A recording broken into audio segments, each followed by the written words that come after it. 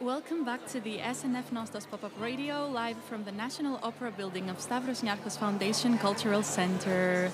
We will be your company for the next half hour pretty much. I am Elena, I am studying international relations and I am from Pantheon University. Here, let everyone introduce themselves. Hi, hello everybody. My name is Mkansi Tato. I'm from South Africa, of course, and I'll be your co-host for today. And of course, there's three of us here. I'm the only male with females in the room. Introduce yourself. Thank you, Tato. Hi, everybody. My name is Zanele Mola, and I'm a youth reporter from Radio Workshop, Cape Town, South Africa. And as you guys are aware, this is literally day 2 of the conference, and I would like for you guys to reflect on how the conference has been so far. I most definitely know that my highlights have been the digital telling workshop and also Rosalia's performance, because the girl is a performer. Like, we can all agree that she does her job very well. So, Helena, how's the conference been so far? It has been lovely. Everyone is so friendly. Everything is just so nice and well organized. My highlight was also Rosalia. The release festival is going amazing, and she is a phenomenal performer. Tato, how about you? Yeah, it's been a very great, amazing journey, and I'm also hoping for better when we move to the last 2 days of the day. So I'm very excited, I'm very happy for this. And my highlight has to be yesterday's conference. So yeah, the activities we did, it was very great and very amazing. So yeah. And also, how are you guys feeling? Let me just do a quick mood check. How are you feeling? Like, what color best describes how you feel today? Because like, I'm feeling like yellow, I'm bright, I'm a little bit nervous, but I'll be okay. Yeah. So I'll be definitely a pink. Not because I'm wearing pink. Oh. Not because I'm wearing pink. I was a little bit nervous, but everything is just flowing so smoothly, and it's so refreshing to see that everyone is coming alive and the conference is going so well, and most definitely having these insightful talks in between. So yeah, how are you feeling, Elena? I'm actually feeling a light blue. I'm feeling pretty calm. I was not expecting to get over my nerves this easy, but going on air, talking with people you're connecting with, it's just a very nice experience and it helps you relax. All right, so for a quick lineup on what we have in store for you today, we're going to have 2 guests who are in the... Well, we'll check on that later. But we were supposed to have 2 guests who are in the IMED team. But for now,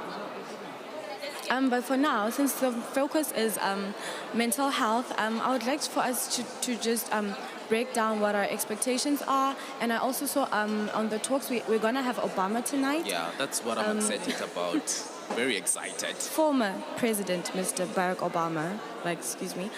So we're going to have him tonight. And we're also going to have a lot of AI workshops, and that are also mental focus orientated. So I just want to know from you guys, because we're all from different states, how has the mental health journey been, without us being reporters, but in our communities as well?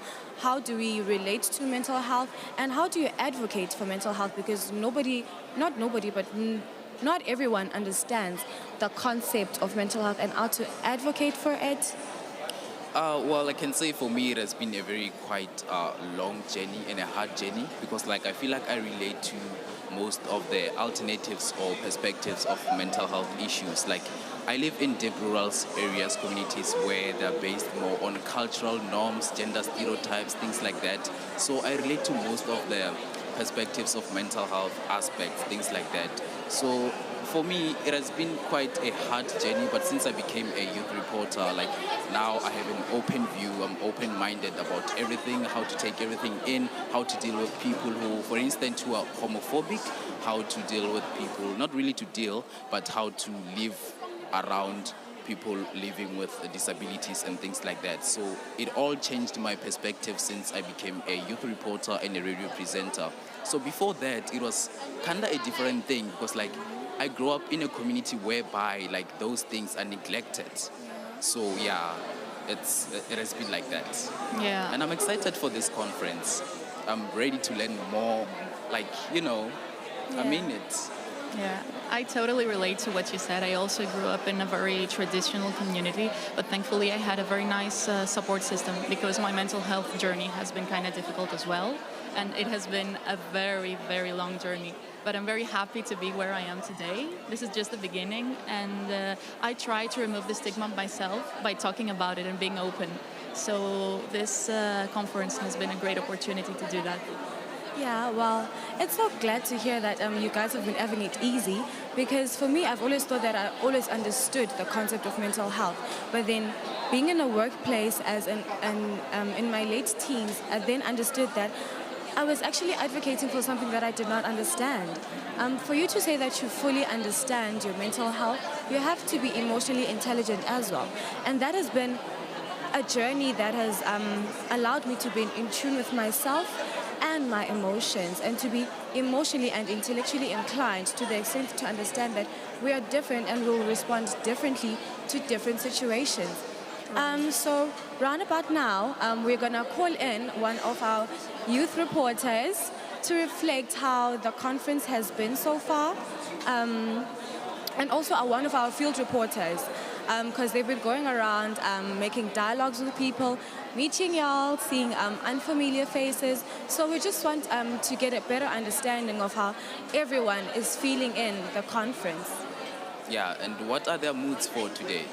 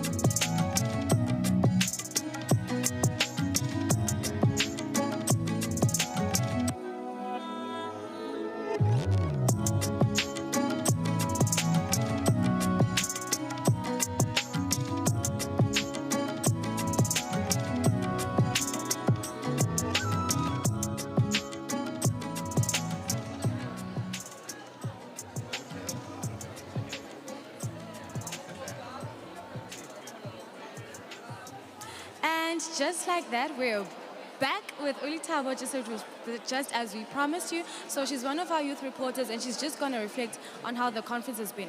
Ulitabo, how are you? I'm good, thank you, Zanele. And how have you been, guys? Amazing, Of course, amazing. we're amazing. Great.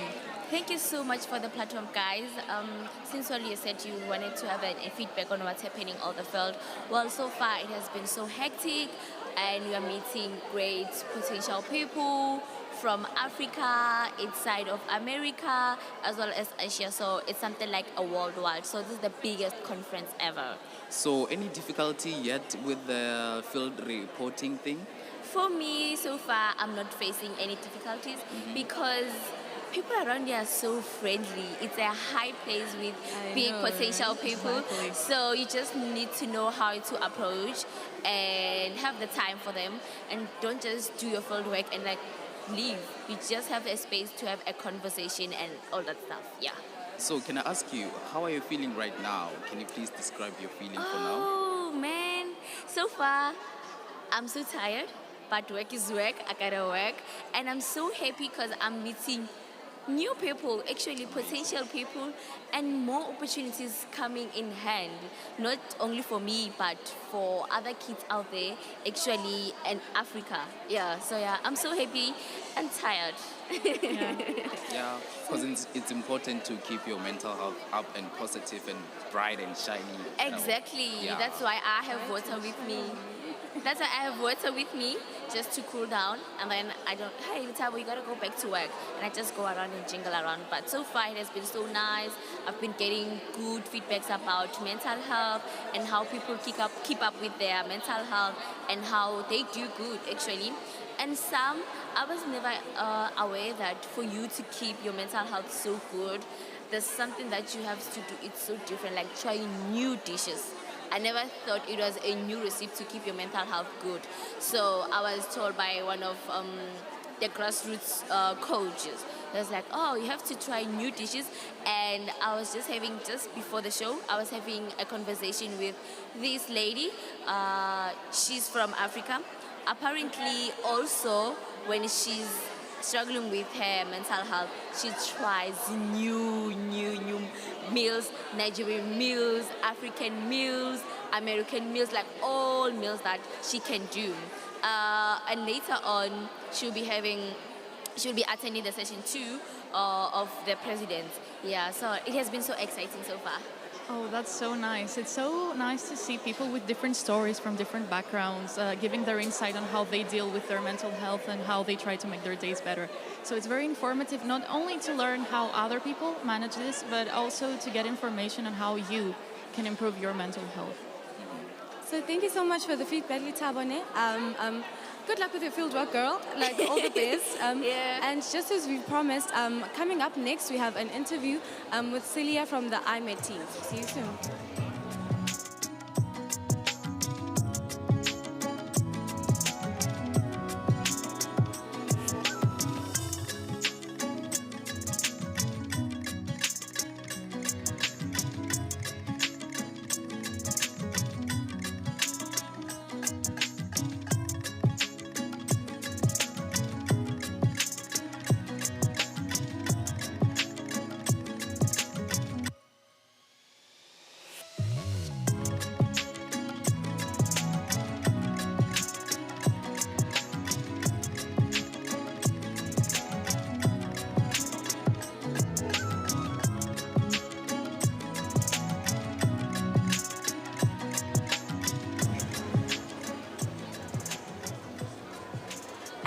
Just like that, we're back. And as I promised, we have Celia Sicha from the IMED team, who works as a producer for the SNF Dialogues. It's such an honor to have you. How are you doing? I'm doing very well. Thank you so much for having me today.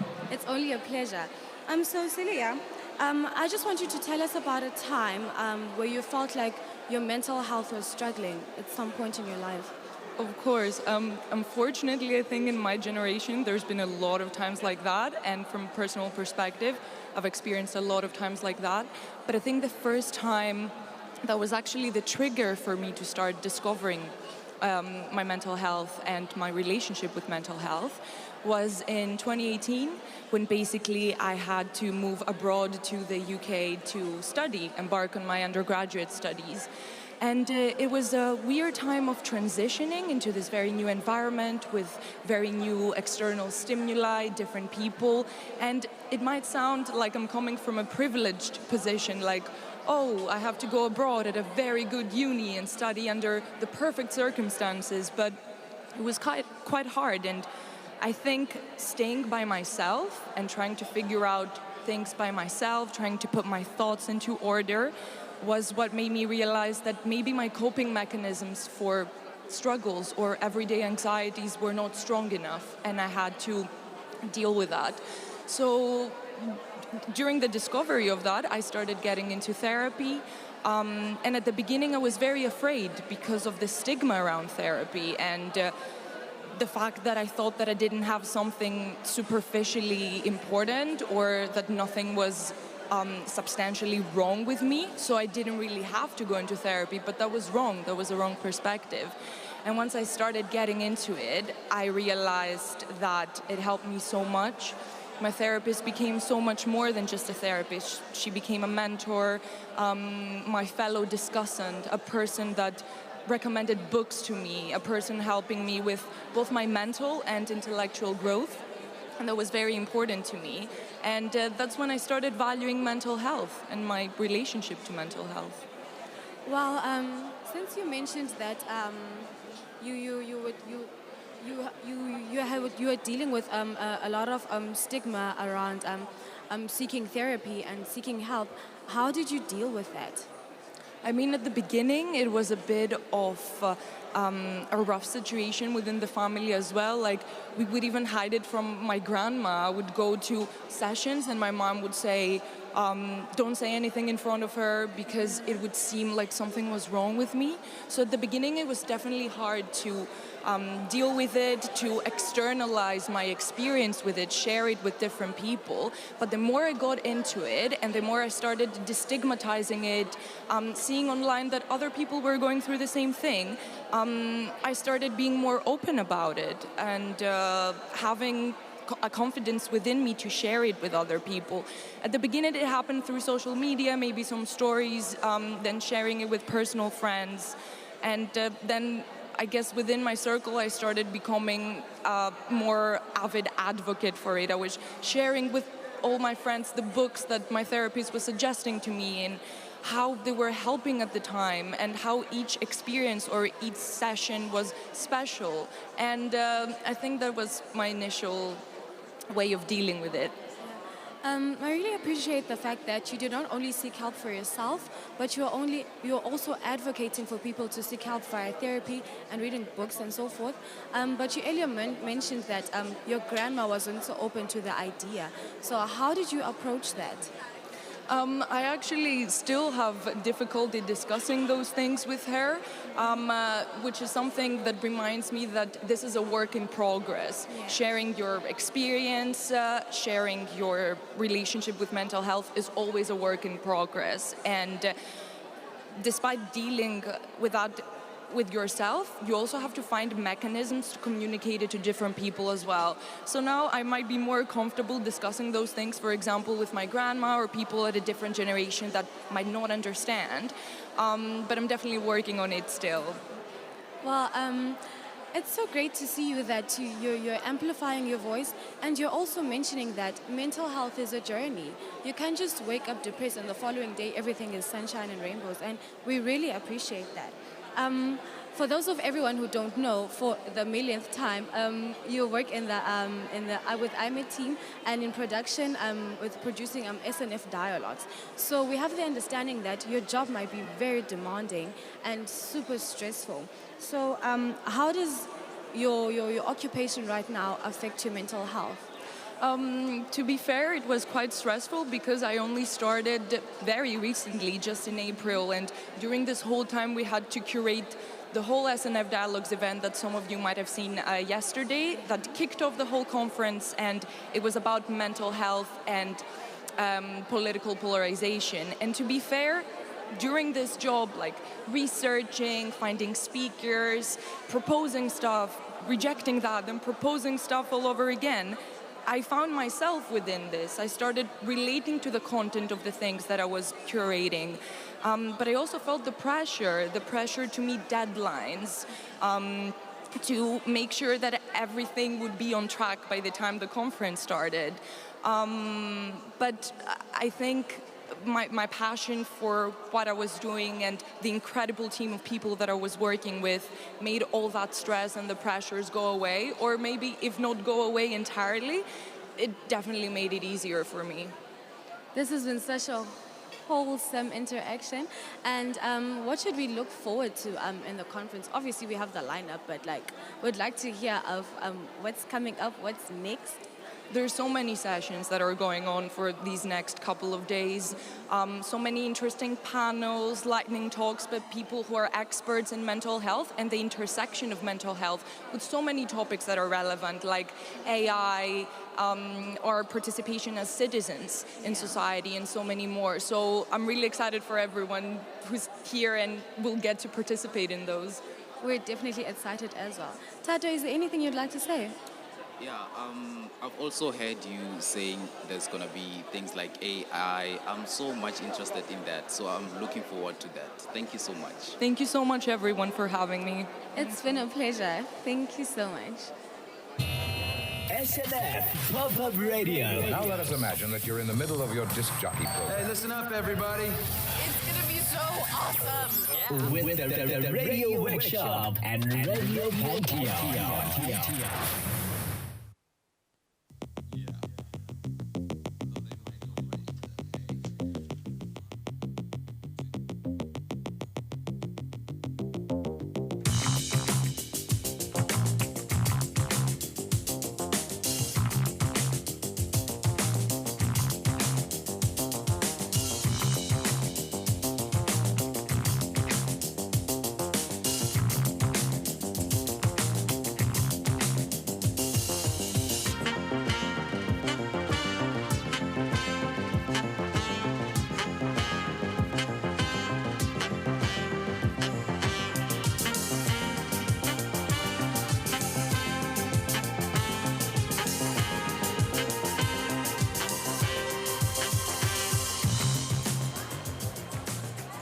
Right, everybody, that was Salia Tsicha from the IMAT team. And for those of you who haven't already, please download the SNF Nostos 2023 app to keep in track of the conference and all of the movements. And right now, we are with Yolanda from the IMAT team, who's also going to share her personal experiences with a mental health and a mental health journey. Tada, right over to you. Quite frankly, these people are doing a very tiring job. So basically, on this talk, we are trying to get the fun and the positive side of the duty and the inspirations behind it. So welcome, Yolanda. Please introduce yourself. Hello, nice to meet you guys. I am very pleased to be here and share my thoughts on this very important issue of mental health. Well, actually, I am part of the SNF Dialogues team, and we held our event yesterday. It was about the relationship between politics and mental health. This is an issue that is of high importance to me because I have found myself in situations in which I have different opinions with my friends, with people I meet, and sometimes it's really hard to communicate with these people and not fight with each other. So in this talk, after hearing to experts' opinions, I realized that polarization is not a bad thing per se, and sometimes we need to speak to people with different opinions in order to see the other side of the coin, in order to try to negotiate, to make compromises, and this is something that really helped me in the course of my life as a part of information, actually. Okay, so Yolanda, how are you feeling right now? Well, I'm really happy these days because I'm very excited to be here to meet so many new people who have to offer an insight into many fields, not just mental health. I really feel very much creative, and I am proud that I have become part of this organization in a way, and I hope that people enjoy it here as well. Okay, cool. So I know the type of job you do requires a lot of pressure and it's very demanding. So where do you find your happy place? Like, where is your happy place? Yeah, that's true. As most of people, there is a lot of pressure at work. But I think the secret is that you find joy in what you do, that you try to be creative as much as you can. And of course, apart from job, there are so many things that someone can do. For example, hobbies. For example, music is my interest, is my hobby. I play the guitar, I like listening to music. Yeah, so this is my kind of escape. And I think that if everyone finds what pleases him or her, this will be great for our mental health, actually. Oh, so you love music? Yeah. Amazing. What's your favorite artist? Who's your favorite artist? Oh, I have so many in my mind. For example, yesterday we saw Tas Sultana here at the concert, and she was amazing. I really admire her, and I was so happy to see her in person. That's lovely. So yeah, I would tell her. I relate. I have so many favorite music artists. So yeah. So with the two jobs that you are currently doing right now, how do you make time each day for self-care? Yes, actually, I am working at the SNF Dialogues team, and I offer English lessons. I am a teacher, and this is sometimes hard, and I feel overwhelmed many days of the week. But I try to find the positive thing that I have the opportunity to combine two things that are equally interesting to me.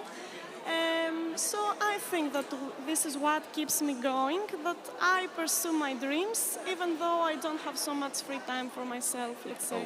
Yeah, quite makes sense. So share with us, would you like maybe to share with us the most exciting thing that ever happened to you since you became a producer here at SNF? Yes, I think that this is the week of the highlight week. Because we are working on this project for 3 months since I was employed, actually, and now we saw it being materialized. Yesterday we held our event, and I think it was really successful. But as far as the other parts of the conference are concerned, they are equally interesting. We have the chance to listen to speakers who have to offer us an insight into the field of mental health.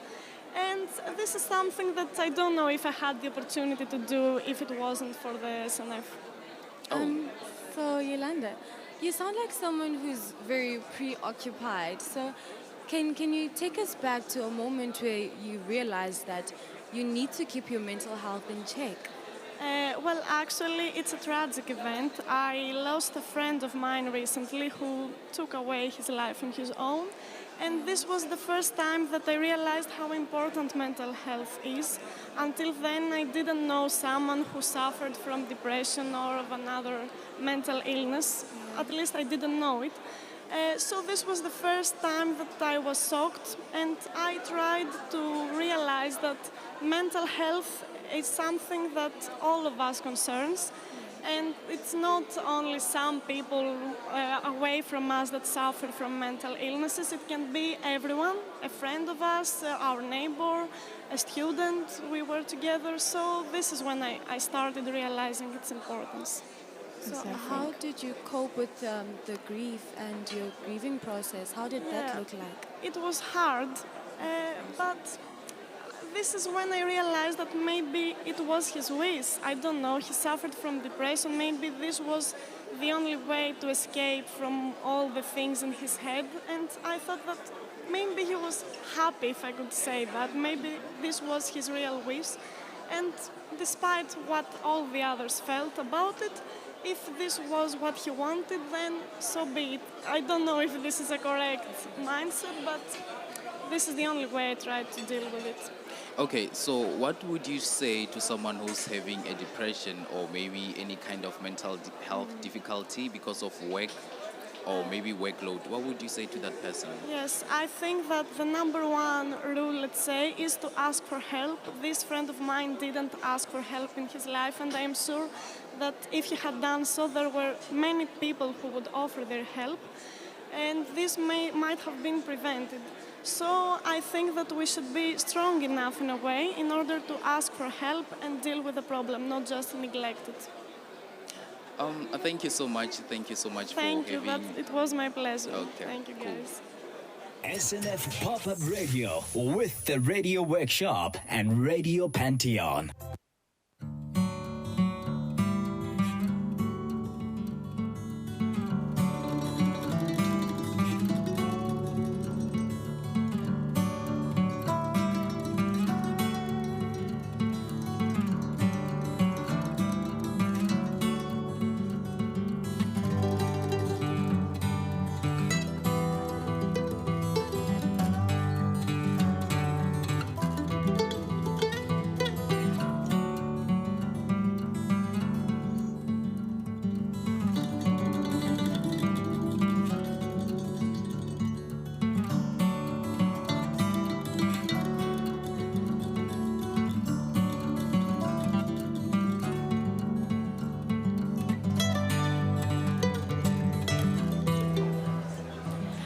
We're back at the SNF Nostos Pop-Up Radio. We had two very insightful interviews. I think that they have us all thinking right now, both the positive and the negative aspects of mental health and dealing with it. But the important thing is to stay positive and to try to seek help and to try to improve it. Most definitely. Announcements, please. Announcements time. So for your lunch break, which is between 1 and 2 o'clock, head to the Agora Bistro and the Canal Cafe at the SNF CC. Make sure to have your SNF Nostos conference badge handy. The break will go until 2:30, but during this time, be sure to check out the mental health revolution happening at the alternative stage, which is just past the registration desks, as you enter the SNF CC from the left. So lunch, I can imagine you're all tired right now. Yeah. This has been a very hectic day. But it was really interesting to have two perspectives of people who are doing more or less the same job. Yeah. And it has made me realize that as much as we can talk about mental health all day, like mental health this, mental health that, but it's keeping ourselves knowledgeable as well, because you can never learn enough. Like there's always so much to learn, and there's always a different perspective to look at things. And hearing Yolanda's story, having a close person to you take their own life, whereas you were thinking that they were happy this whole time, and you think that you're knowledgeable about these things, and the grieving process, going through everything, it was just a lot to take in, but it was insightful as well, because she was optimistic that, okay, this has happened, but this is how I'm going to move on, and this is how I'm going to keep on moving, keep on keep it moving. And still on that, quite frankly, she mentioned that she started believing that there are depression and things like that when it happened to her friend. I think it's a thing. It has to happen to you first or your friend in order to believe in it. That's what people believe. And it doesn't really have to be like that. It is there. Depression is there. Anxiety is there. All the mental health difficulties are there. They don't have to happen to your friend or your close family member or yourself in order for you to believe them. So, yeah. Exactly, and it's not only about looking out for others, but sometimes it's important for yourself. And if you struggle with depression and you hear how other people handle it, what has happened to them, how they cope with that, it's really insightful and it pushes you to ask for help sometimes. So it's very important to listen and to speak up as well. Exactly. And I also heard Celia said that a lot of people stigmatize therapy. And I was like, that is crazy. Yeah. Like, I would die to afford a therapy session whenever I wanted to see like a psychologist or psychiatrist or a therapist, because those are services that aren't really common where we come from. So to have a person stigmatize therapy, it's like, girl, shock attack, like what is going on? But it's also the resilience in her for me as well, because she made us understand, as much as we know, she also made us understand that mental health is a journey, and she took it one step at a time, trying to keep herself educated and knowledgeable, and also involving her loved ones in the process. And she didn't only seek help for herself, but she was also advocating for mental health, because she saw that, okay, I relocated to somewhere that I'm not used to, a different place, a different state, I have to adapt. And this is what this did to my mental health. But what am I going to do to seek help? So she sought help, and not only she did seek help, but she was also advocating for mental health to her inner and outer circle, which I highly respect. Exactly. And just to add on that also, for some people, like helping others and maybe sharing your stories and things like that is some form of a therapy for them. Yeah. Litabo mentioned trying out new food. I didn't know that. I did not. I'm going to start ordering things I don't know in the menu. Like, I'm going to start looking for things I can't pronounce. Like, can I have that? Can I have this Yeah. and that? Like, what? I literally didn't know that trying out new foods is like a form of exercising your mental health and trying to get help in therapy. Like, I'm going to let myself go fat, y'all. I'm just going to let my tummy grow. Like, what the hell? Yeah. We have one more announcement right here, which says, boost your mental health through Grassroots Soccer's Mind Skills curriculum. It is open to all ages, but it is especially recommended for young people from 10 to 19. You can check the SNF app for more information. The Grassroots Soccer team will be at the Book Castle from 10 o'clock, providing short drop-in activities throughout the day. So be sure to check that out. Yeah, thank you, Elena. And for those of you who haven't already downloaded the app, please download the SNF's Nostos 2023 app to connect with other people who are attending the conference, and to also check on your announcements and which sessions we have. And if you're wondering where to download the app, in order for you to download the app, you need to have registered to attend the SNF Nostos conference. Check the snfnostos.org website or conference section, or click on the SNF Nostos app icon, which is located on the right of your screens. Speaking of which, Tatu, have you signed up for the run?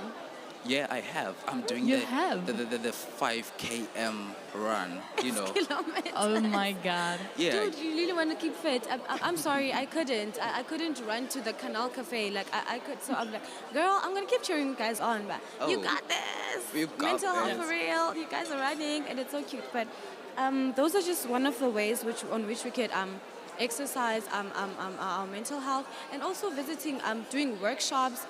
There's also a virtual reality dome at the at the park. Yeah, we visited it last year, and it was just a very thrilling experience, because you get to do a lot of different activities. I remember I did virtual meditation. It was so lovely, Helena. Like, you literally sit there, and then you choose your location. Where do you want to be? Do you want to be at the river? Do you want the mountains? Do you want a garden? And you literally choose the sound that you want. So I used white noise, because I don't listen to white noise at home. So, like, what the hell? Let me just go ahead. We have to be there. I'm have to. running You're gonna there. visit it. Like, I listened to white noise, and then I just sat there. It was a calming experience for people who don't work out like me. I'm not encouraging not working out, but then, like, guys, like, a girl can't sweat. Like, a girl cut. So yeah, it was a very calming experience, and also knowing that there's a lot of things to do to keep your mental health in check. Like you don't, and more especially because I can't afford a therapist. Yeah, like a girl's broke.